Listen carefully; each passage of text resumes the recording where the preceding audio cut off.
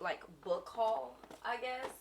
I don't buy books that often, but I was in the airport the other day and I saw this book at one of those like self-serve kiosks that's in the center of the airport, and it was just sitting there, and the cover was super pretty, so it was the cover that caught me. But it said, "This is your mind on plants," and I'm like, when they say plants, what you talking about? So I went and picked up the book because I thought maybe it was talking about weed or shrooms or something, because I'm like, those are the plants that I was thinking. But this book is about, it says, of all the things humans rely on plants for, surely the most curious is our use of them to alter consciousness. So this book goes into three plant drugs: opium, caffeine, and mescaline. And they said opium's a downer, caffeine's an upper, and then mescaline is a psychedelic, or so it goes into that, and how those plants have altered the way that we interact with society, how they have shaped the world around us and things like that, because it talks about how caffeine is so prevalent in capitalism to make people productive, and they're like, why are some plants good and some plants are bad, considered by the government. So it's a pretty good read. One of the very first things in this book that he's talking about is how to grow opium, or how to get opium by growing poppies, and how to make opium tea, and how the drug war in America was like very, very heavy on he said it was meant to criminalize hippies and people of color, particularly the black community, and so they super criminalized heroin and super criminalized marijuana or something like that. And so this was it's a good read so far. I'm only like this much through, so it's been good, but it's been easy because it's like scientific but has like anecdotal, so it's not just like a heavy science read. So when I got this one, on the front of this book it says how to change your mind, and I was like, how, if this one is about different plants, like maybe it'll talk about how to, like what other plants change your mind. The other book is about I think it says like, where, I'll look it up in a second, but I went in specifically to get this book called How to Change Your Mind because this one was a really good read, and I wanted to encourage myself to read it faster, to like actually get through it, because I have another book sitting there, but they didn't have it. So my fucking ass went in and got this many books because I was heartbroken. I was heartbroken that they didn't have the one I wanted. So now I'm the owner of all of these new books, which I'm pretty excited about, because I'm gonna just be honest, I started going to therapy like a couple of months ago, and it's $250 a week, which is $1,000 a month, which is $12,000 a year. And they be telling me really good things. I'll be learning some shit, but I think that I should also invest in things that I want to, like, that I can bring into a conversation, and not always just be looking externally for how to become a more improved person. So I bought the 6 books, and they're all different. They were in the social studies, like, so the section where it was like part of the section was about like one of the books said what you can do because you're white or something like that. But it talks about, like, it was like the political section and like the human section. So this one is called How I Learned to Understand the World, which is a memoir, and it said I picked up this one because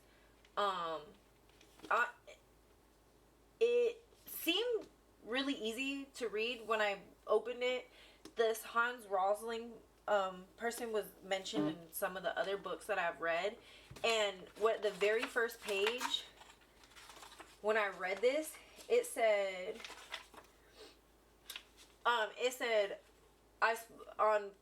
on February 5th, 2016, I spoke to my doctor on the phone. What he said meant that writing this book became a priority. I had been prepared for bad news, and it was. The diagnosis was pancreatic cancer. So he wrote this book, this memoir, about how he, like, understood the world. And I think my general belief is that you don't become who you are until you're done making decisions, until you've done everything that you could do, and then you become what the person that you are that gets remembered, and the person that because here's the thing, you can live your life 90 years as a great person, and in those last couple years you just become a serial killer. Oh, they gonna remember you as a serial killer. You become who good or bad, you know what I'm saying? You become who you are when all your decisions are done. So I thought reading the perspective of somebody who is at the point where they're finding out that they're end of their life would be a really enlightening experience. So I was like, I want to understand the world, because that's really hard for me a lot of times, to get other people's perspective. And then this one I got upstairs. This one says, sometimes I trip on how happy we could be. And I was like, is this another book about mushrooms? Is this about... so when it said how I trip, I was like, are they talking about a trip? But what really caught me was this quote on the front of it that said, necessary, urgent, and so beautiful. And I thought, if this is an urgent read, I could be convinced to do that. And then, like, the back, it talks about how it's a collection of stories. And I'm like, I want to learn how happy we could be. I feel like that would be a really great thing. So, a happiness book and an understanding the world book from different people's perspectives. And then I went upstairs. Oh, no. Then I found this one, which is called Creative Acts for Curious People. How I Think, Create, and Lead in Unconventional Ways. And I find myself a lot of the time being told by random people that they've never looked at something a certain way, or that I have a really unique perspective on how I look at life. And I thought this is very this, like, unconventional ways would be really good for me. But it has, like, it seems like another collection of stories, and it's from, like, the University of Stanford. So I thought that would be really interesting to read, and I'll probably read this one last because I'm not super set on what that one is yet. But then I went to the sale section, and your girl's always gonna do a sale. Like, I got to do a sale. Why? Are you trying to die on me? No, it's not. I was like, is he trying to die? Okay. But these three books, this one, Think and Grow Rich, I've heard so many things about this one. I listened to Rich Dad Poor Dad on YouTube. I was doing a car ride, and it's a 3-hour YouTube video, Rich Dad Poor Dad. So that was a... breaking in and out. Oh, okay, hold on. So then I was like, okay, I want to get this so I could go through it, because if we're going to get happy and if we're going to understand the world, this says your big opportunity might be right where you are now. And I'm like, of course I always believe where I'm at right now is going to be a good opportunity. So we did happy, we did understanding, and then it was like, let's try to make some more money. But this one I'm most excited about because the art of leadership, a practical guide for people in positions of responsibility. I feel like I have people that I'm responsible for. I have employees, and I have to like strategize for my whole family, I guess. So I'm in charge of people, and I feel like I'm very in my own head, and I don't know if I would want to be my own leader, if that makes sense. Like, I don't know if I would necessarily want to follow me with the way that I act right now and the way that I treat the people who work for me, because it's not, you know how they say neglect is as bad as abuse. So I feel like I would be neglectful over my responsibility as a leader based on what I would need from a leader. So I was hoping that I could, buy this for like $7 and get a cute short read, because it looked really small and the print looked really big, and it was like, if I could improve on my relationships with my people and be more effective to get more out of life, then let's freaking do it, why not? So the very last thing that I saw kind of had to do with the going to therapy part of it, because I thought an emotional intelligence book, they had one that was mindfulness. So if this is a good read, I'll go back and get the mindfulness one, because the mindfulness one was also on sale. But it said managing emotions to make a positive impact on your life and career, and it was like, yeah, I definitely want that. But a lot of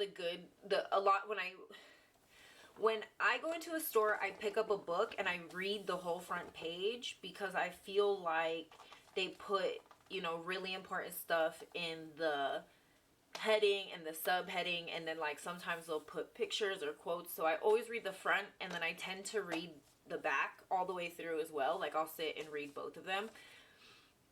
This one on the back, it said, be more assertive and confident. Express how you feel, what you want, and what you don't want. And that was a really big thing that I've been working on lately, is setting boundaries. So I was like, this would be a great, great read. And then if I haven't decided yet, if I'm like, okay, it might be good, or I'm like deciding based on the money or something, I'll open it, look at the front covers, and then flip to a random page and try to like read part of it to see if it's going to be a good book. And I really liked that this book seemed sciencey enough, but an easy enough read. So like, and it has like charts and stuff inside of it, where this one says, an event, stuck in a traffic jam, thought, typical, this always happened to me. Positive thought, thankfully I can listen to the radio to take my mind off of it. So I think it's a lot about like reframing. And recently, a lot with a lot of my friends, we've been talking about the fact that one bad thought can ruin your whole day. It can change your whole mood. One bad interaction can just like really set you on a path that you maybe didn't wake up and set for yourself. So getting control over emotions and thoughts and feelings, and being more stick to itness is something that I would really, really, really like to achieve in the next year. I wrote a list down for a myriad of things that I want to accomplish in 6 months. So stuff I want to incorporate in my life, stuff that I want to earn, the person that I want to be. And a lot of the things on that list were like, grow, do more, be more, try to be uncomfortable. And therapy was on that list for sure. So with that being said, like, I think that this little group of books will help me, and it costs far, far less than 1 week of appointments. So I don't know if I'll get through them all, like, within the next month, but I'm definitely going to try to read them here pretty quickly, like 20 minutes a night, dedicated to reading. But then, you know, throughout the day, if I'm on public transit, or just throw it in my bag and have it if I'm, like, picking someone up. Because most of my friends have said that as adults, they haven't read very many books. So there's that. So I don't know if you guys have any comments or any questions, or want to, talk to me about any of the books that you're reading, or maybe you've read one of these books and you want to talk about it after, or you want me to tell you about the book after I've done. I can do a review, like a little book review of each one if you want, but I'm really excited. I'm really excited to get through them. So